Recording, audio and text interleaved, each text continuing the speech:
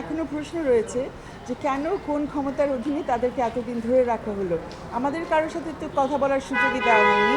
তাদের বাবা মা শুধু ঢুকতে পেরেছেন, তাও দুদিন পরে।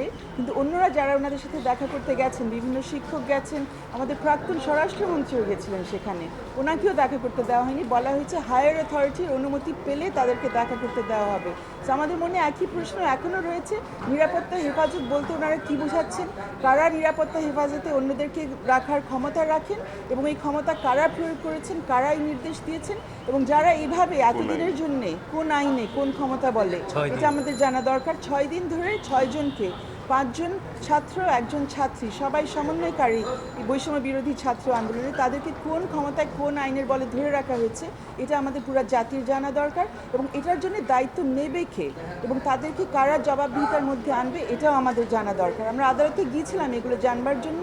এখন যেহেতু আমরা দেখব আদালত শেষ পর্যন্ত কী বলেন, কিন্তু আমরা মনে করছি যে এই 6 জনের ক্ষেত্রে তাদের অবশ্যই 6 দিন তাদের জীবনের যেভাবে কেড়ে নেওয়া হয়েছে, এটার জন্যে তাদের কাছে কারা এটা করেছে তাদেরকে আমাদের আইনের আওতায় নিয়ে আসা উচিত এবং তাদের জবাবদিহিতা করা উচিত।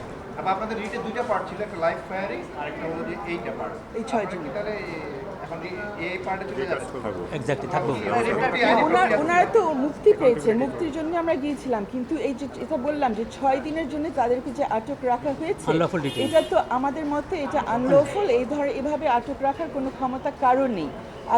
আদালতের কাছে এই 2 দিন ধরে আমরা যে শুনানি চালিয়েছি, সেখানে সরকারের পক্ষ থেকে আমরা এখন পর্যন্ত কোনো যুক্তি বা কোনো আইনের কোনো উদাহরণই পাইনি যে কোন আইনের ভিত্তিতে তারা ওনাদেরকে এতদিন ধরে রেখেছে। এই প্রশ্নগুলো তো এখন পর্যন্ত পরিষ্কার হতে হবে। ওরা মুক্তি পেয়েছে, এটার জন্য আমরা সবাই ধন্য, আমরা সবাই খুবই খুশি, আনন্দিত। But in the mean time কী হয়েছে এটা আমাদের জানা দরকার।